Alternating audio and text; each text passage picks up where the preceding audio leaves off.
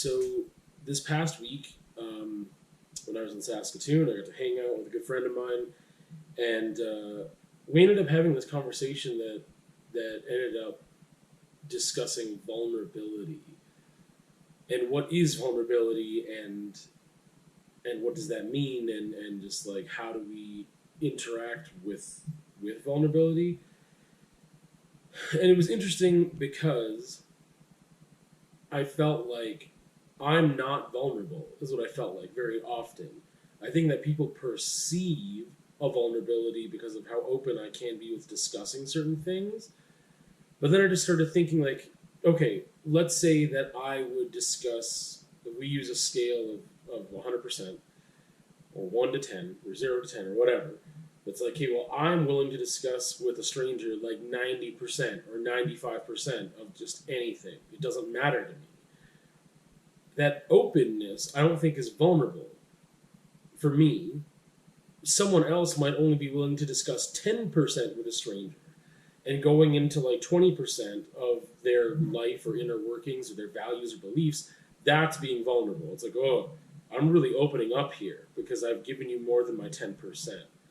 But for me, again, like it's not, I don't feel that vulnerable by doing what I'm doing. So it just becomes this weird scale of like, oh, in comparison to like the average person that I'm aware of, that I know, that I see, I'm being really vulnerable and open. And it's like, well, I'm not. Like, this is all in context and stuff of me and who I am and what I do and what I value and whatever. And I want to be open and I want to explore ideas, but it doesn't feel vulnerable to me because it doesn't matter what a lot of people think. Like, so even doing stuff like this, like the conversations and like or posts on Instagram that talk about stuff that is personal, but to me personal doesn't mean vulnerable. And it's interesting because I decided to look up the definition of vulnerability as well, and capable of being physically or emotionally wounded, open to attack or damage. And I just feel like, yeah, I can say stuff. I can have conversations with myself or others. I can say words out loud or I can type them out or whatever and express myself, but that doesn't feel that vulnerable. And it just kind of made me reevaluate, like, what is vulnerability then? And am I being vulnerable enough? Like, is that something that I value?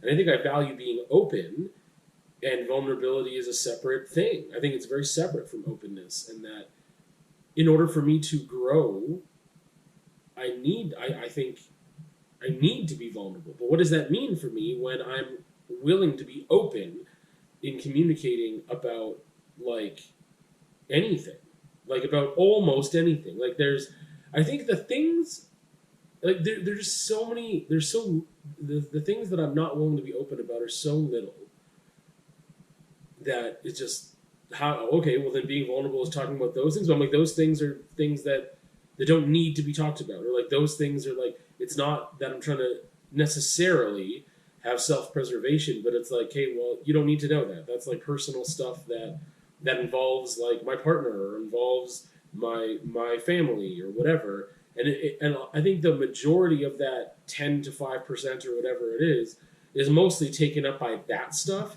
That's like, you don't need to know that. Like, I don't need to tell you that. Like, that's just like something you don't need to know. But there's a ton of things people don't need to know. So going back, if someone was like, someone only needs to know like 10%. And I'm like, yeah, but they could know, okay, that means that I'm willing to share 80% of what people don't need to know because I'm not willing to go the other 10%. And someone's only willing to go 10% in, and I'm willing to go 90 in. So it's like there's an 80% difference between what I would share of what someone doesn't need to know versus someone else being like, you only need to know 10 and the rest of the stuff you don't need, so why am I going to give you that? So what do I do with that last 10%, right? And again, some of it, I think the majority of that last 10% is taken up by those things that I'm like, that's someone else's thing that I'm not going to share. But then it gets tricky too, because like, if that person is in my life, than the things that they might not want to share. I'm like, that's part of my story, though. It's not just your story. So it becomes tricky there. And then beyond that, there's like very, very little. There's very, very few things that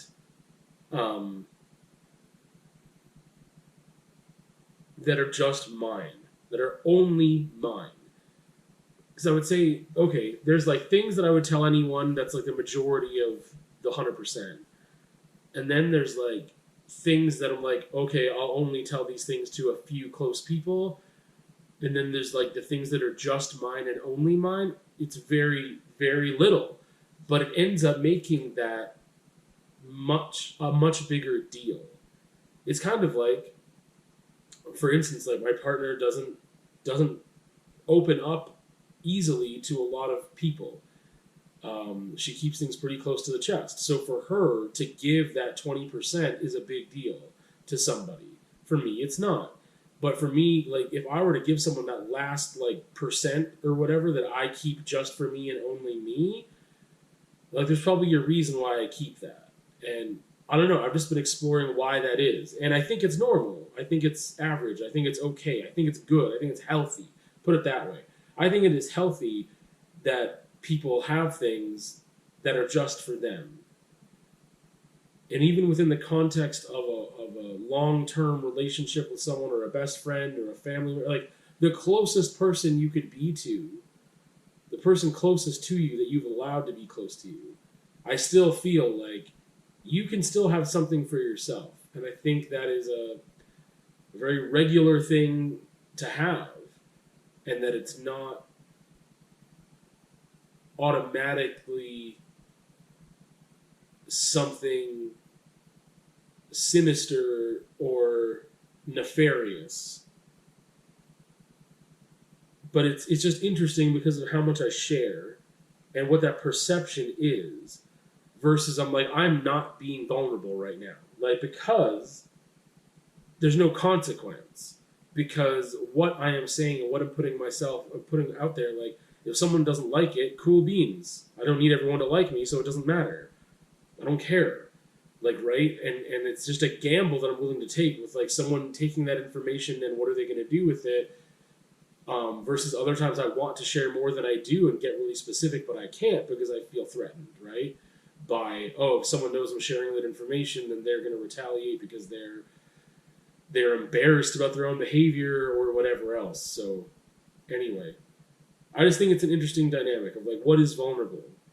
That's going to be different for everybody.